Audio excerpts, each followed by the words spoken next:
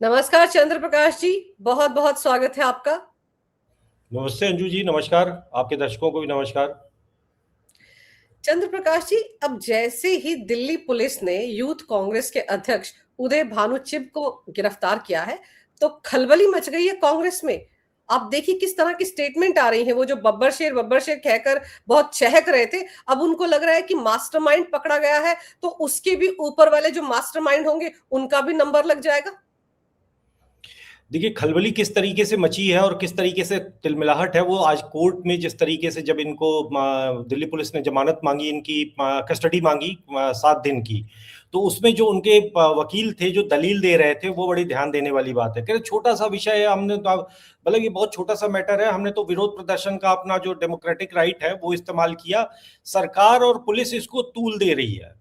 अब आप देखिए कि तूल दिलाने के लिए ही तो ये कह रहे थे कि वहीं पर तो प्रदर्शन किया जाता है जहां पर जनता होती है, जहां पर लोग होते हैं, जहां पर नेता होते हैं, ताकि लोगों का ध्यान जाए विषय, मतलब इस मुद्दे की ओर लोगों का ध्यान जाए। वो कह रहे हैं कि तूल दे रहे हैं। पूरी मीडिया जो है जब थू हुई है, पूरी इंटरनेशनल इनकी फजीहत हुई है, जनता का जो एक तरह से क्रोध अलग अलग प्लेटफॉर्म पे जब निकला है, तो इनको समझ में आया है कि भाई ये तो गलती हो गई। तो जिस तरीके की प्रतिक्रिया खुद मार्गरेट अल्वा का देखिए, जिस तरीके मार्गरेट अल्वा ने कहा है कि भाई इस तरीके के प्रदर्शन जो है वो कोई और कांग्रेस थी जो करती थी, ये प्रदर्शन जो है स्वीकार नहीं है। तो इस तरीके का अब जो एक सेंसिबल बातें जो लोग कर पाते हैं, हालांकि उनकी बहुत कम संख्या है कांग्रेस में आज के समय में, राहुल गांधी के कुशल नेतृत्व में, लेकिन जो है उन्होंने भी कुछ दबे छुपे स्वरों में अपनी बात कही। और सबसे बड़ी बात है कि कोई इनका गठबंधन का साथीदार, इनका कोई इनके साथ खड़ा नहीं हुआ। यहाँ तक कि अखिलेश यादव और जो शिवसेना, जो उद्धव सेना है, जिनकी पूरी राजनीति ही इसी शैली पे चलती है, हल्ला बोल और टांग तोड़ और हड्डी तोड़ टाइप से, और लेट, वो भी इनके साथ नहीं खड़े हो पाए। ये राहुल गांधी का दुर्भाग्य है कि क्योंकि एक बड़ा शर्मनाक, पूरी तरीका ये शर्मनाक था, तो इसलिए कोई इनका बोझ क्यों लेगा। तो अब वही बात है कि आज कोर्ट में खड़ा होकर उनका वकील ये कह रहा है कि भाई इसको अनावश्यक तूल दिया जा रहा है, इसको मतलब ये इसको दिल्ली पुलिस तूल देना चाहती है, इसलिए ऐसी कड़ी धाराएं लगा रहे हैं। वो चाहते हैं कि भाई अब ये पतली गली से हम किसी तरीके से निकल जाएं, ये मामला रफा दफा हो जल्दी से जल्दी, और पुलिस और सरकार, मुझे नहीं लगता कि अब वो चाहते हैं कि अब पानी तुमने पानी चढ़ा दिया है तो वो उबाल आने दो, अब ये गर्मी जो है बनी रहे। आपको याद होगा कि अभी खड़गे जी ने क्या स्टेटमेंट दिया। खड़गे जी भी बोले कि धरने प्रदर्शन करते थे, पुलिस वाले उनको बस में बिठाकर कहीं दूर ले जाकर छोड़ देते थे, बस इतना ही तो करना था। लेकिन वो भी यही कह रहे कि तूल दे रहे हैं। वो अभी भी ये नहीं समझ रहे हैं कि ये बीजेपी के विरोध में कोई प्रदर्शन नहीं था, ये सरकार के विरोध में भी नहीं था, ये उस फंक्शन में किया गया विरोध है जो कि देश के लिए हो रहा था। एआई समिट हो रहा था जहां पर बाहर के कितने राष्ट्राध्यक्ष आए थे। ये फर्क ही नहीं समझ पा रही है कांग्रेस पार्टी। नहीं, कांग्रेस पार्टी तो समझ रही है। कांग्रेस पार्टी ने ये सब सारा रिस्क असेसमेंट तो करके किया होगा ना। ये जो आज कोर्ट में बताया जा रहा है कि देश के अलग अलग राज्यों से बुलाए गए, ये जो हम नेकेड टॉपलेस लोगों को, इनके जो मॉडल्स लाए गए थे, कई राज्यों से, हिमाचल से कोई आया है, कोई कहीं आंध्र प्रदेश या तेलंगाना से आया, मतलब देश भर से बुलाकर। ऐसा नहीं था कि कोई एक छात्र संगठन एक गांव से निकला और जाकर उन्होंने कुछ हंगामा कर दिया, ऐसा विषय नहीं है भाई। ये जो उदय भानु छिब हैं, जो इनके यूथ कांग्रेस के सरगना, जिनका जिनके विषय में कोर्ट कार्रवाई की हम लोग बात कर रहे हैं कि भाई उनको अरेस्ट कर लिया गया और उनको किस तरीके से इनके खिलाफ जो है अब वो सारे सबूत कोर्ट में पेश किए कि कैसे ये इन जो ये टॉपलेस लोग थे, कांग्रेस कार्यकर्ता, यूथ कांग्रेस के जो टॉपलेस कार्यकर्ता थे, उनके साथ ये लगातार फोन पे बातचीत कर रहे थे। ये भी बताया कि जब ये घुसे तो दिल्ली पुलिस पर इन्होंने सबसे पहले अटैक किया। दिल्ली पुलिस वालों ने जब इनको जो रोकने की कोशिश की तो उन पर हमला भी किया है। तो एक तरह से ये सिर्फ प्रदर्शन का मामला नहीं है, ये एक तरह से ट्रेस पासिंग है कि आप एक सुरक्षित जगह पर जाकर हंगामा कर रहे हो। आप कुछ भी हो सकते थे, आप टेररिस्ट भी हो सकते थे, मतलब टेररिस्ट भी तो ऐसे घुसते हैं ना। तो मतलब कार्रवाई आपके खिलाफ वो एक सुरक्षा का विषय, इस का एक एंगल है जो इसमें आता है। तो बात तो वही है कि भाई वो उन्होंने तो एक रिस्क असेसमेंट किया होगा कि भाई ऐसे से हम जाएंगे, ऐसे से घुसेंगे, और फिर उसके बाद हमारा मीडिया सारा हमारे पर आ जाएगा और हम लोग जो है इसको एक क्रांतिकारी बन जाएंगे, ये सोचा होगा। लेकिन अब जब कहानी पूरी उलट के सामने आ गई है, पूरी कहानी पलट चुकी है आज उनके सामने, तो अब वो दुनिया भर की दलीलें, प्रियांक खड़गे जो इनके सुपुत्र हैं, मल्लिकार्जुन खड़गे ने तो जो बोला वो बोला ही बोला। अपने पुत्र को भी उन्होंने एक स्टेटमेंट दिलवाया है। उन्होंने भी वो मतलब ऐसा लग रहा है कि जैसे कि सबको किसी के भी स्टेटमेंट सुने तो उनकी बातों से ये लगता है कि भाई ये ठीक है, हो गया, अब हम बस इसको जस्टिफाई कर रहे हैं, मुद्दे उनके पीछे छूट चुके हैं। आप ये देखो कि ये जैसे गिरफ्तारी हुई है उदय भानुचिप की, तो कांग्रेस ने अपने आधिकारिक हैंडल से क्या लिखा? दिल्ली पुलिस ने इंडियन यूथ कांग्रेस के राष्ट्रीय अध्यक्ष को गिरफ्तार कर लिया है। गिरफ्तारी पूरी तरह से असंवैधानिक है, तानाशाह नरेंद्र मोदी की सनक का नतीजा है। देश के संविधान ने हर नागरिक को विरोध करने का अधिकार दिया है।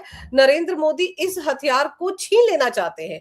हम इन हथकंडों से डरने वाले नहीं है। हम जनता की आवाज उठाते रहेंगे, उनके लिए लड़ते रहेंगे। अब आप सोचिए, ये जो हर नागरिक को विरोध का अधिकार मिला है, तो भाई जंतर मंतर था ना। अगर और विरोध करना था तो रामलीला मैदान चले जाते। आप उसी वेन्यू पर क्यों गए जहां पर एक बड़ा अंतरराष्ट्रीय फंक्शन चल रहा है? वहां पर क्यों गए? वहां पर कौन सा संवैधानिक अधिकार का हनन हुआ आपका? सर देखिए, अब इसमें संवैधानिक अधिकार तो 1975 में भी था, जब पूरे देश को ही आपने जेल बना दिया था। आज भी गर्व है आपको, आप कभी उस पर शर्मिंदा नहीं हुई। ये कांग्रेस पार्टी, हमें कभी नहीं भूलना चाहिए कि कांग्रेस पार्टी ने कभी भी आपातकाल में अपने किए कुकृत्यों के लिए कभी शर्मिंदा हुई हो या देश से कभी माफी मांगी हो। फिर उसके बाद कांग्रेस पार्टी उसके कुछ वर्ष बाद 1984 में किस तरीके से दिल्ली में सिखों का नरसंहार करती है। फिर वही कांग्रेस पार्टी, भाई खैर वो तो एक अलग तरह का विषय है, लोकतांत्रिक अधिकार की बात वही हम छोड़ ही दें। तो उसके बाद हमने अभी हाल फिलहाल के वर्षों में रामलीला मैदान में किस भाई बाबा रामदेव तो रामलीला मैदान, आप कह रहे हैं ना रामलीला मैदान में रैली कर सकते थे, तो रामलीला मैदान में ही तो रैली कर रहे थे बाबा रामदेव। यही कांग्रेस पार्टी जो है वहां पर जागती है, और वो पूरे प्रदर्शन में एक महिला की मृत्यु भी हुई थी उसमें, वो सामान्य महिला थी, वो बाबा रामदेव का के साथ आई थी और वो बाबा रामदेव के मुद्दों से सहमत थी, इसलिए बैठी थी वो। लेकिन उसकी मौत भी होती है, यही कांग्रेस पार्टी थी, यही कांग्रेस पार्टी सोनिया गांधी, जिनकी ट्विटर हैंडल पे आज लिखा जा रहा है कि ये तानाशाह नरेंद्र मोदी की सनक का नतीजा है। तो वो तानाशाह इंदिरा गांधी, वो तानाशाह राजीव गांधी और ये तानाशाह सोनिया गांधी की सनक का नतीजा था ना, जो 3 उदाहरण मैंने दिए। इसके अलावा कांग्रेस पार्टी जिन राज्यों में सरकार उनकी है, वहां पर लोकतांत्रिक प्रदर्शनों की क्या स्थिति? देखिए, बात तू मैं की नहीं है कि आपने किया तो ये भी करें, ये एकदम बिल्कुल इसमें कहने की बात नहीं है। तब छत्तीसगढ़ में कांग्रेस पार्टी की सरकार थी भूपेंद्र बघेल की, वो एकमात्र ऐसी सरकार थी जिसके राज्य में सबसे ज्यादा पुलिस पत्रकार अरेस्ट होते थे, थाने में बिठाकर रखा जाता था, उनको 2-2 दिन तक परेशान किया जाता था। ये छत्तीसगढ़ में अभी हाल में गई कांग्रेस पार्टी की सरकार के कुकृत्य थे। तो कहने का मेरा तात्पर्य ये नहीं कि आप वो कर रहे हो तो इसलिए वो जस्टिफाइड है। कहने का मतलब है कि आप तो मत ही बोलो, क्योंकि कांग्रेस पार्टी की तानाशाही, कांग्रेस पार्टी का, हमें अगर आप किसी भाजपा के समर्थक से आज पूछिए तो वो यही कहता है कि भाई नरेंद्र मोदी तो तानाशाह नहीं है, नरेंद्र मोदी को तानाशाह होना चाहिए। ये जो हरकतें हो रही हैं इनके खिलाफ इनकी तुड़ाई होनी चाहिए। भाई अब ये तो कोर्ट कचहरी से गए, पुलिस ने मांगा 6 दिन का, 7 दिन का इनको रिमांड मांगा और पुलिस ने दिया, कोर्ट ने दिया 4 दिन का बस। अब आपको 4 दिन के अंदर इन्वेस्टिगेशन पूरी करनी है इनके ये चारों टॉपलेस कांग्रेस कार्यकर्ताओं से। तो कहने का मतलब है कि, और अल्टीमेटली देखिए ये तय है कि भारत की न्यायिक प्रक्रिया में ये कुछ दिन तक खिंचेगी बात, हम लोग खुद ही भूल जाएंगे कि ये कौन लोग थे, कहां से आए थे, और ये छूट जाएंगे और ये विधायकी का टिकट पाकर अपने अपने राज्यों में ये चुनाव जीतेंगे। मतलब जीतेंगे क्या, कांग्रेस पार्टी तो अब क्या ही जिता पाएगी इन्हें, लेकिन चुनाव तो लड़ेंगे कम से कम ये तो। लेकिन वही बात आती है कि भाई कांग्रेस पार्टी इस तरीके के विषयों पर बोल पाती है, कांग्रेस पार्टी कितने दम से, मतलब आप कुछ भी लिख दो और कुछ भी कर दो तो मतलब आप, तानाशाह कौन है? आज आपके मुख्यमंत्री जो है वही इस पैमाने पे, भाई एक तानाशाह को आपने बिठाया था सिद्धारमैया को कर्नाटक में, कहा था कि 2.5 साल के बाद तुम इस्तीफा दे देना, वो आज भी इस्तीफा नहीं दे रहा है और डीके शिव कुमार तरस रहा है। आपके बाकी सारे राज्यों में भी यही कहानी है, आपने तानाशाहों को बिठा रखा है। तो अब क्या कहें, अब तानाशाह तो आप मत ही बोलें, कांग्रेस पार्टी कहती हुई, मतलब उसके अपने विरोधाभास ही उतनी, उसके बयानों में इतने छेद कर देते हैं कि पता नहीं चलता कि कह क्या रहे हैं और हो क्या रहा है। राहुल गांधी को देख लीजिए, पहले तो राहुल गांधी को सांप सूंघ गया था कि हुआ क्या, फिर हिम्मत बटोरी, अब उनके साथ खड़े नजर आ रहे हैं। ये इन्हें यही कह रहे थे ना, बब्बर शेर हैं। अब तो पुलिस या कार्रवाई देखकर सारे के सारे बब्बर शेर ढेर हो गए हैं। तो राहुल गांधी कहते हैं शांतिपूर्ण विरोध हमारी ऐतिहासिक धरोहर है, ये हमारे खून में है और हर भारतीय को लोकतांत्रिक अधिकार है। मुझे युवा कांग्रेस के अपने बब्बर शेर साथियों पर गर्व है, जिन्होंने कॉम्प्रोमाइज्ड पीएम के खिलाफ नीडर होकर देश हित में आवाज उठाई है। अमेरिका के साथ हुए ट्रेड डील में देश के हितों के साथ समझौता किया गया है। ये समझौता हमारे किसानों और टेक्सटाइल उद्योग को नुकसान पहुंचाएगा और हमारे डेटा को अमेरिका के हाथों में सौंप देगा। इस सच्चाई को देश के सामने रखने के लिए युवा कांग्रेस अध्यक्ष उदय भानुचिब और अन्य साथियों की गिरफ्तारी तानाशाही प्रवृत्ति और कायरता का प्रमाण है। अब आप सोचिए कि ये डर लग रहा है, इसीलिए कायर है मोदी, डर गए हैं मोदी, दबाव में है, ये सब कह रहे हैं क्योंकि राहुल गांधी जब ऐसी बातें करते हैं तो सच में वो खुद डरे होते हैं। इनको लग रहा था पतली गली से निकल जाएंगे, बड़ी बड़ी धाराएं नहीं लगेंगी, क्या हुआ, हंगामा करेंगे, हीरो बन जाएंगे, मीडिया में चर्चा हो जाएगी, लेकिन खेल तो उल्टा पड़ गया। तो अब आपको लग रहा है कि पूरा का पूरा कांग्रेस का कुनबा डर गया है कि अब इनका क्या होगा, ये जो 8-10 गिरफ्तार हुए। देखिए, मूर्खता का आत्मविश्वास जो होता है ना, वो एक मूर्ख व्यक्ति का आत्मविश्वास वो अद्भुत होता है। उससे खतरनाक और उससे सख्त चीज दुनिया में कोई और नहीं होती है। राहुल गांधी उसी का प्रमाण है। राहुल गांधी को समझ ही नहीं आ रहा है कि उन्होंने अपना ही अपने टांग पे कैसी कुल्हाड़ी मारी है।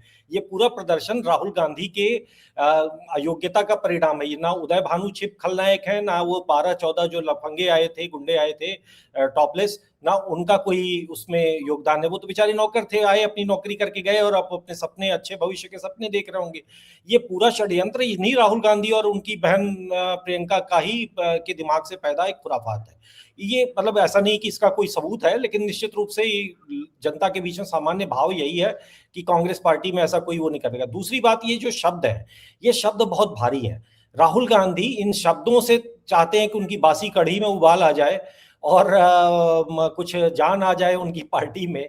वरना सच्चाई तो ये है ना कि आपने 12 किया से नारे लगवाए, जो पूरा गुस्सा था वो आपके विरुद्ध फूटा।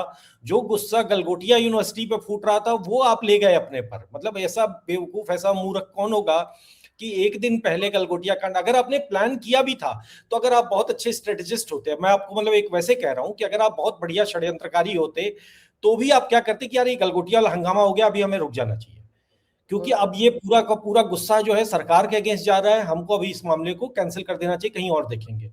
ठीक है, आपका चूंकि ये प्लान आपने एआई समिट से पहले बना रखा होगा, आपको एआई समिट के सर्टेन डेज पे दिन पे आपको करना रहा होगा और आपने उसको कर दिया। आपने ये भी नहीं सोचा कि जिस दिन आप कर रहे थे उस दिन का अखबार उठा के देख लेते, उस दिन का एक थोड़ी देर ट्विटर स्क्रॉल कर लेते या फेसबुक देख लेते या यूट्यूब देख लेते, तो आपको ये पता चल जाता कि इस समय देश में उसी वेन्यू को लेकर गलगोटिया का आउटरीच लोगों में चल रहा है।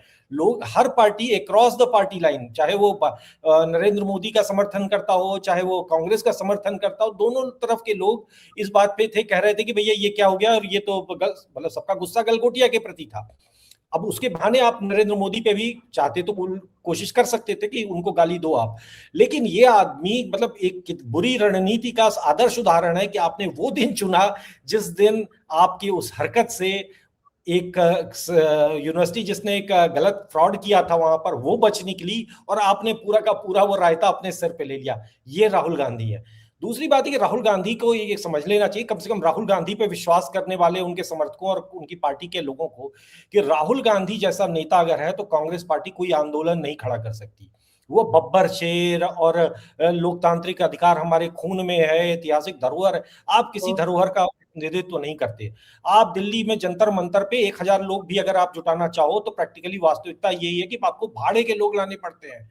आपके पास असली भीड़ नहीं आती है। वहां पर कोई भी कैमरा चला जाता है चैनल वाला और वो पूछता है कि आपको मुद्दे के बारे में पता है, तो उनको नहीं पता होता है। आपसे ज्यादा भीड़ जुटाने की क्षमता समाजवादी पार्टी, बहुजन समाज पार्टी और कई क्षेत्रीय दलों में है।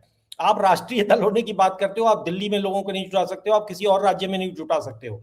तो अब वही बात है कि राहुल गांधी को ये समझना चाहिए, जन आंदोलनों के सपने और जननायक पोस्टर पे लिखवा लेने से नहीं हो जाता है। आप एक जोकर से ज्यादा कुछ नहीं हो। जननायक अपने आप को आप कहते रहो तो कह लो, आप बहुत सारे जननायक घूम रहे हैं। राहुल गांधी जैसे अब कह रहे हैं कि कांग्रेस पार्टी और मैं अपने बब्बर शेरों के साथियों के साथ मजबूती से खड़ा हूं। शुरू में वो कुछ नहीं बोले, लेकिन जिस दिन पीएम मोदी ने मेरठ से इंडी गठबंधन को आईना दिखाया और स्टेज से उन्होंने कहा कि ये जो कायराना हरकत, ये जो नंगे दिख रहे थे कांग्रेस के लोग, ये दरअसल जो दिल्ली का मीडिया है वो कांग्रेस को इसकी आड़ में बचाने की कोशिश कर रहा है। जब मीडिया कहता है कि मोदी ने विपक्ष को धो दिया, तो आप कांग्रेस को बचाते हैं। मीडिया को भी आड़े हाथों लिया उन्होंने कहा कि विपक्ष की जगह उन्हें लिखना चाहिए कांग्रेस को धो दिया। और उन्होंने ये भी कहा कि ये जो कुछ एआई समिट में हुआ इसमें टीएमसी का कोई लेना देना नहीं था, डीएमके का कोई लेना देना नहीं था, वो जो फारूक अब्दुल्ला की पार्टी एनसी उसका कोई लेना देना नहीं था, सिर्फ लेना देना था तो कांग्रेस का था। तो जिस तरह से पीएम मोदी ने कांग्रेस को शर्मसार घटना के लिए लताड़ा, आपको लगता है उसके बाद राहुल गांधी को लगा, होश आया कि मुझे तो इन कागजी शेरों के साथ खड़े रहना चाहिए? देखिए, अब उनके पास विकल्प भी तो नहीं है ना कागजी से। अब तो आपको अपनी डैमेज कंट्रोल करना है, और डैमेज कंट्रोल भी कैसे करते हैं वो भी नहीं आता। आप डिस्टेंस बना लेते, आप कह देते कि भाई हमसे बात तो हुई थी लेकिन ये प्रदर्शन जो है वो, आप एक खंडन कर देते कि ये कुछ ज्यादा हो गया, हम लोगों ने केवल एक सांकेतिक प्रदर्शन की बात कही थी, या कुछ भी एक। देखिए, अब राजनीति अच्छा है या बुरा मैं इसमें नहीं जा रहा हूं, लेकिन प्यादे तो मरवाए जाते हैं, शतरंज के खेल में प्यादे मरवाए जाते हैं, और राहुल गांधी तो इस बात के विशेषज्ञ हैं। और ये भी प्यादे ही हैं, ऐसा नहीं कि ये आप इनको टिकट दे लोगे तो इनका करियर बना लोगे, इनको कोई बहुत वो कर दोगे। तथा अब ये जैसे कन्हैया कुमार की बात है, ये बताती है कि पीछे क्या इनके बैकरूम में जो स्ट्रेटजी के लेवल पे क्या हो रहा है। जब आप ये कह रहे हो कि जब कि सरकार शेमलेस हो तो शर्टलेस होना चाहिए, वाह वाह वाह, अनुप्रास अलंकार तो बहुत अच्छा है, कविता बड़ी अच्छी है, लेकिन आप इसके शाब्दिक अर्थों पर तो जाएं कि अगर मैं शेमलेस हूं तो मेरा शत्रु जो है वो शर्टलेस हो जाएगा। वाह, मतलब ये क्या बात हुई भैया, इस बात का कोई मतलब, इसका कहीं कोई तुक मिलता है इन दो चीजों का? सिर्फ लेस लेस आ रहा है, तो इसका मतलब ये पता चल रहा है कि आप माइंडलेस हो, आपके पास अकल लेस हो। आप अकललेस तो खैर इनको नहीं कहना चाहिए, क्योंकि उसपे कॉपीराइट जो है अखिलेश यादव का लोग बताते हैं, मुझे नहीं मालूम कि है कि नहीं है, लेकिन मतलब उनके लिए अक्सर मैंने देखा है सोशल मीडिया पे आता है अखिलेश जी के साथ अकललेस। क्यों लोग कहते हैं? क्योंकि अकललेस तो कोई शब्द है नहीं। तो खैर बात वही आ रही है कि राहुल गांधी जो है वो जैसे वो वैसे उनके ये कन्हैया वैसे ही और आप करते रहो कविता, इससे कुछ जस्टिफाई नहीं हो रहा। जो आपका डैमेज था वो हो चुका है। और सबसे बड़ी बात है कि दिल्ली पुलिस कोर्ट में ये फजीहत अगले कुछ समय तक चलेगी, कोर्ट कार्रवाई। हाँ, ये है कि लोग भूल जाएंगे, ये भी सच है कि इनको कुछ समय तक तो सड़ाया जाएगा ही जेल में, ये बीतेगा इनका समय। और दूसरी बात है कि इनका अगर सरकार ने चाह लिया, हालांकि मुझे नहीं लगता कि सरकार को इनको कोई कोई ये बहुत कोई किसी आतंकवादी नहीं है, ये बेसिकली भटके हुए युवा हैं, ये मूर्ख लोग हैं। जिस पार्टी में है वो इनका इससे अच्छा इस्तेमाल नहीं कर पा रही है, ये उन बेचारों का दुर्भाग्य है। वरना तो इनके परिवार वाले कोई सामान्य भारतीय लोग हैं, ये तो भाग जाएंगे इटली, कन्हैया भाग जाएगा, ये तो अपना किसी नक्सली नक्सली हिसाब किताब का है, कहीं कहीं बैठ जाएगा भाई, इसके लिए तो आवाज उठाने के लिए जर्मनी और पता नहीं कहाँ कहाँ देशों से बयान आ जाएगा। ये बेचारे गांव देहात के लोग, इनके लिए तो बोलने के लिए कोई नहीं खड़ा होगा, इनके तो माँ बाप ही जाकर कोर्ट कचहरी के चक्कर काटेंगे ना। तो ये बेचारे कांग्रेस पार्टी की उस डर्टी पॉलिटिक्स का शिकार खुद उनका ही कार्यकर्ता हो गया है, ये दुख की बात है। नहीं, लेकिन इनके पास तो बड़े महंगे महंगे वाले वकील हैं चंद्र प्रकाश जी, खड़े हो जाएंगे वो। अभी तो यही दूसरे वकील हैं, अभी आने वाले दिनों में आप देखिए अभिषेक मनु सिंघवी, कपिल सिब्बल क्या करेंगे, उनको भी तो केस चाहिए, तो ये इनके केस लड़ते रहेंगे। लेकिन राहुल गांधी ने एक वीडियो भी जारी किया है। उस वीडियो में उन्होंने, क्योंकि पीएम मोदी ने कहा था कांग्रेस को शर्म आनी चाहिए, तो उन्होंने कहा मोदी जी आप शर्म की बात करते हो, शर्म की बात मैं आपको बताता हूं। एप्स्टीन फाइल्स में आपका, आपके मंत्री और आपके मित्र का नाम आना, ऐसे घिनौने अपराधी के साथ आपका नाम जुड़ना, ये शर्म की बात है। हालांकि इन्होंने जो वीडियो बनाया, मैं उसकी आवाज नहीं सुना रही हूं आपको, लेकिन आप जरा एक सेकेंड, ये वीडियो खुद ही राहुल गांधी के नाम पर चलना नहीं चाह रहा। तो ये वीडियो राहुल गांधी ने बनाया और इसमें ये सारी बातें गिनाई हैं कि नरवणे भी कोई मुद्दा नहीं था, मुद्दा तो असली ये है कि एप्स्टीन फाइल में आपका नाम है, आपके मंत्री का आंख मोम में डालकर देखिए, आरएसएस के कार्यकर्ता और बीजेपी के कार्यकर्ता पीएम मोदी की आंखों में देखिए, उनको डर लग रहा है। ये बिल्कुल वैसी बात है नहीं, 2024 के इलेक्शन के नतीजे आने के बाद राहुल गांधी ने कहा था मैं सदन में जाता हूं तो उनके कंधे झुके हुए हैं, वो मेरी आंखों में आंखें डालकर देख नहीं पाते हैं। ये सारी बातें राहुल गांधी ने कही थी, फिर वही दोहरा रहे हैं। देखिए, स्क्रिप्ट इनकी ना ठीक से अपडेट नहीं होती। जो स्क्रिप्ट एक बारी लिख दी गई है बस उसमें कैरेक्टर्स बदल दिए जाते हैं, फिल इन द ब्लैंक्स होता है और वो कर दिए जाते हैं। देखिए, बात वही है कि नरवणे मुद्दा नहीं था। अगर नरवणे मुद्दा नहीं था तो एक हफ्ता इस देश में पूरी संसद क्यों ठप किया भाई साहब आपने? और आपने ठप किया तो क्या पाया? अंततः अपने ऊपर एक ये जो कानून जिसमें ऑफिशियल सीक्रेट जिस एक्ट। हाँ, ऑफिशियल सीक्रेट्स एक्ट का केस अपने खिलाफ आपने एक और जुड़वा लिया अपने ताज में। और इसके अतिरिक्त आपको कुछ राजनीतिक तो क्या ही मिलेगा, लेकिन आपने हंगामा मचाया। रही बात, देखिए इसमें जो सबसे आपत्तिजनक, कांग्रेस लगातार ये कार्य कर रही है। एप्स्टीन फाइल में अगर किसी का नाम है तो वो सोनिया गांधी, जो सबसे बड़े नेता के तौर पे अगर किसी का है, और वो भाई मैटर नहीं करती सोनिया गांधी, इसका क्या है, भारत की ना प्रधानमंत्री ना कुछ भी, आप एक मामूली सांसद ही तो थी ना। और राहुल गांधी भी अब जाके लोकसभा में अध्यक्ष, ये विपक्ष के नेता बने, इनकी भी हैसियत क्या थी, एक सांसद की थी। आपका क्यों नाम आ रहा है एप्स्टीन फाइल में? आप उस पे बताओ ना कि भाई आपका नाम क्यों आया है। हरदीप पुरी ने तो फ्रंट पे आके सामने आके कहा, नरेंद्र मोदी प्रधानमंत्री है, उनका कोई एप्स्टीन के फाइल में तो नाम है नहीं। अब मैं और आप प्रधानमंत्री नरेंद्र मोदी के बारे में बात कर रहे हैं, और कल को हमारी कोई फाइल बना के रख रहा हो तो हम कोई अपराध करते हैं तो क्या कहें कि नरेंद्र मोदी का नाम फाइल में आ गया है? ये तो फालतू बातें हैं, कहने की बातें हैं, इन बातों का कोई अर्थ नहीं है, ये हास्यास्पद है। आया है किसका? तो सोनिया गांधी का है, जिसमें वो पूछ रही है कि मैं अपनी पार्टी को कैसे जिताऊं। आया है तो राहुल गांधी का आया, जो कि कह रहा है कि भाई इस आदमी को मैं अपना एसेट कैसे बनाऊं, ये तो बेवकूफ है। अगर इसके नाम, मतलब इसका अगर नेहरू में इसके नाना, इसके नहीं होता, परिवार का नहीं होता, तो ये किसी काम का नहीं होता। तो जो भाई आपके बारे में वो एसेस कर रहे हैं, शायद वो आपको कहीं से वो करना चाहते थे, आपके बारे में वो असेसमेंट ले रहे थे। नरेंद्र मोदी की तो भारत के प्रधानमंत्री हैं, हर कोई बात करता है भाई, कोई कोई भी बात करेगा। किसी को भी, भारत के प्रधानमंत्री नहीं थे उससे पहले, गुजरात के मुख्यमंत्री थे, वो एक बड़ा औद्योगिक राज्य है। तो नरेंद्र मोदी से के बारे में बात करने का विषय बनता है, हम सभी जैसे किसी बड़े व्यक्ति के बारे में बात करते हैं। तो इसका मतलब ये थोड़ी कि वो आदमी भी हमको जान रहा है, हम उसके बारे में बात कर रहे हैं क्योंकि उसका एक या हमारे उससे संबंध है, ऐसा थोड़ी है। तो वही बात है कि भाई आपके बारे में वो बातें कर रहा है जो आपकी यूटिलिटी के बारे में है। सोनिया गांधी और राहुल गांधी के बारे में जो बात हो रही है, वो उनकी उपयोगिता के बारे में बात हो रही है, और वो पा रहा है कि आप उपयोगी नहीं हो। वरना हम्म। अगर आप उपयोगी होते, अगर ईश्वर ने आपको थोड़ी बुद्धि दी होती, तो अगर आप बचपन में सही समय से अखरोट वगैरह बादाम मतलब खाते, तो आपकी बुद्धि विकसित होती, और होती तो आप भी एप्स्टीन के उस क्लब में आपकी फोटो मिलती। सौभाग्य से आपने, उसने आपको, आपके सौभाग्य से उसने आपको अपने द्वीप पे आने का अवसर ही नहीं दिया। लेकिन एप्स्टीन फाइल को लेकर इतना शोर मचा रहे हैं, नरवणे भी मुद्दा जो है वो इनके गले की फांस बना, अब उसको दरकिनार कर रहे हैं, कन्नी काट रहे हैं, उससे बिल्कुल बात ही नहीं कर रहे हैं। अभी हाल ही में वो एक दो जगह गए थे जहां पे कोर्ट में पेशी थी, कोई अमित शाह के को लेकर जो टीका टिप्पणी की थी उसको लेकर थी, तब भी वहां पर मीडिया ने सवाल पूछे, इन्होंने कोई जवाब नहीं दिया। तो अब आपको क्या लग रहा है, ये जो पूरा इको सिस्टम है, क्या ये डर गया है? कि अभी तक तो ऐसी कोई सख्त कार्रवाई हुई नहीं थी। रेवंत रेड्डी ने 2024 के लोकसभा चुनाव के दौरान एक डॉक्टर्ड वीडियो शेयर किया था, जिसका खामियाजा बीजेपी को भुगतना पड़ा था। उनके खिलाफ भी एफआईआर दर्ज हुई थी, लेकिन उसपे आगे कोई कार्रवाई नहीं हुई। पहली बार ऐसा है कि इस तरह की हरकत करने पर नकेल कस दी गई है कांग्रेस के नेताओं की। तो आपको लग रहा है कि अब पूरा इकोसिस्टम डरा बैठा है कि अब की बार बचेंगे नहीं अगर इस तरह की हरकतें करेंगे, इसीलिए इतने बिलबिला रहे हैं सबके सब? क्योंकि आपको मैं ये पवन खेड़ा का बयान भी दिखाती हूँ। खेड़ा ने आरोप लगाया कि इससे पता चलता है कि नरेंद्र मोदी असहमति और पूछे जा रहे सवालों से डरते हैं। नरेंद्र मोदी दुनिया के सबसे कायर प्रधानमंत्री बनकर उभर रहे हैं, बताइए। उन्हें ब्लैकमेल किया जा रहा है, वो कायर हैं, वो डरे हुए हैं। कांग्रेस का इतिहास रहा है कि चाहे हम पर कितना भी अत्याचार हो, हम जनता के मुद्दों को उठाते और अहिंसा के सिद्धांत पर लड़ते रहेंगे। अब अहिंसा पर उतर आए हैं और जनता के मुद्दे, नरवणे की किताब का मामला जनता का मुद्दा था, या ये जहां पर पहुंच गए थे ये जनता का मुद्दा था? देखिए, अहिंसा के सिद्धांत पर लड़ते रहेंगे। अहिंसा के सिद्धांत पर 1948 में जब महात्मा गांधी की हत्या हुई थी, तो उसके बाद इन्हीं कांग्रेसियों ने महाराष्ट्र में महाराष्ट्रियन ब्राह्मणों का नरसंहार किया था। तब भी अहिंसा का सिद्धांत वो भी था।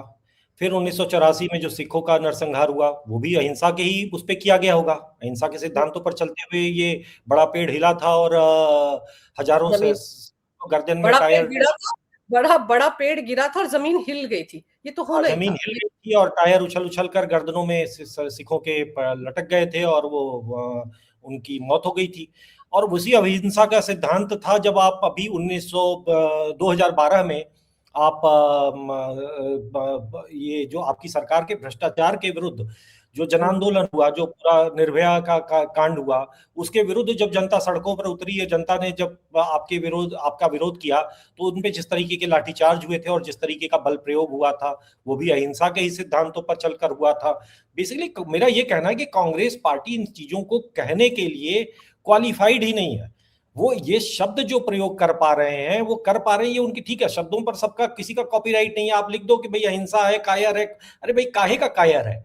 कायरता तो तब थी ना जब 26 नवंबर का जो हमला हुआ और आपकी पूरी सरकार सोती रही, आप पार्टी करते रहे और आपका प्रधानमंत्री जो है डॉजियर भेजता रहा, आप उनके खिलाफ आंख उठाकर नहीं देख पाए। आपके जो सैनिक का गर्दन काट कर वो भेज देते हैं और आप पलट के उनको जवाब नहीं दे पाते हो। तब कायरता थी। कायरता थी जब आप शर्मल शेख में जाकर खड़े होकर आपके प्रधानमंत्री ने कह दिया कि हम भी अब बलूचिस्तान में वो नहीं करेंगे, आपके आंतरिक मामलों में दखल नहीं देंगे। कायरता की कहानी बड़ी पुरानी है। कायरता की कहानी तब भी थी जब आप अमेरिकी दूतावास से आए पैसे भारत के सांसदों में बांट रहे थे। क्यों? क्योंकि अमेरिका के साथ न्यूक्लियर डील हो जाए। तो आप तो हमेशा से, और आज भी जो सोनिया गांधी कांग्रेस के ऊपर जो सबसे गंभीर आरोप है वो किस सरकार, किस देश, किसी डीप स्टेट से जुड़े हुए होने की है। अमेरिका का ही तो वो तंत्र है ना, जो वहां के शासन और सरकार से ऊपर एक काम करने वाली एक शक्ति है जो दुनिया भर में रजीम चेंज कराती है। उसके तो पपेट बने बैठे हो आप। आरोप तो यही है। आपने कभी खंडन भी नहीं किया, आपने कभी खंडन करने का प्रयास भी नहीं किया। आप जाते हो तो उन्हीं के चरणों में आप लौट रहे होते हो। जॉर्ज सोरोस जो आपको प्रधानमंत्री बनने के लिए कितने करोड़ रुपए खर्च कर रहा है, वो कह के कर रहा है। कोई ऐसा तो नहीं कर रहा है। अगर वो मोदी को हटाएगा तो किसको बनाएगा? उसने तो नहीं कभी कहा कि मैं मोदी को हटाकर ममता बनर्जी को प्रधानमंत्री भारत का बनाना चाहता हूं। जब वो बोलता है तो सब समझते हैं कि जब वो मोदी को हटाना चाहता है तो एक इटालियन व्यक्ति को भारत का प्रधानमंत्री बनाना चाहता है। तो अब वही बात है कि आप कह के सब कुछ निकल सकते हो, कह तो आप सब कुछ जा सकते हो। आप राहुल गांधी हो, आपके परिवार में आपके पिताजी का नाम गांधी था, मतलब आपके उनके नाम के अंत में गांधी था, और आपके नाना या दादा के नाम के पीछे नेहरू लगा हुआ था, तो आप तो भाई इंटाइटल्ड हो, देश के राजा महाराजा हो। लेकिन अब वही बात है कि देखिए, आपका एक जो प्रश्न था वो डरने पे था कि क्या डरी हुई है। मेरा पक्के तौर पर मानना है कि लोकतंत्र में कोई डरता पड़ता नहीं है। ये कानूनी कार्रवाई अपने तरीके से चलती है। जो कानून की धाराएं हैं वो नरेंद्र मोदी ने नहीं बनाई हैं। वो कोर्ट कचहरी की प्रक्रिया एक तय प्रक्रिया है और वो प्रक्रिया अपनी स्पीड से चलेगी। जो आप रेवंत रेड्डी की बात कर रहे थे कि उन्होंने फेक किया, तो भाई भारत के संविधान में अब वो एक चुना हुआ मुख्यमंत्री है, कौन सी कोर्ट उनके खिलाफ फैसला देगी? और अगर दे भी देगी तो एक संकट पैदा होगा। वो संकट उस संकट से ज्यादा बड़ा होगा जो संकट मतलब एक संवैधानिक संकट, मतलब मैं नहीं कह रहा हूं कि कोई दंगा फसाद हो जाएगा। तो कहीं ना कहीं एक ढांचे के अंदर रहते हुए सारे काम करते होते हैं। ये लोग भी जो हैं थोड़े बहुत, इनको हो सकता है सजा हो भी जाए, तो वो सजा क्या होगी? फांसी की थोड़ी सजा होगी। 2-4 महीने जेल में होगी, जो कि उनको कोर्ट से जमानत मिल जाएगी। ऐसा थोड़ी है। भारत की न्याय व्यवस्था की कुछ सीमाएं भी हैं। उस सीमा में जो उनको, मेरा मानना है कि देखिए, उसकी जो सबसे परफेक्ट न्याय था, जो सब लोगों ने देखा, उसको ब्लो करके लोगों ने दिखाया कि जो एक वहां पर आया हुआ एक सामान्य व्यक्ति एक कांग्रेस कार्यकर्ता को अपने लात से उसके पिछवाड़े पर एक जोरदार उसने एक लात मारी, जिसको कहते हैं कि एक लात मतलब वो परफेक्ट न्याय था। वो न्याय हो चुका है इस विषय में। अब कोर्ट कचहरी जो करना है करती रहे। इस पूरे समिट, एआई समिट में हुए हंगामे के लिए भारत की जनता अपना न्याय ले चुकी है। वो एक लात जो है वो प्रतिनिधि लात है जो कांग्रेस पार्टी और राहुल गांधी के पिछवाड़े पे पड़ी है।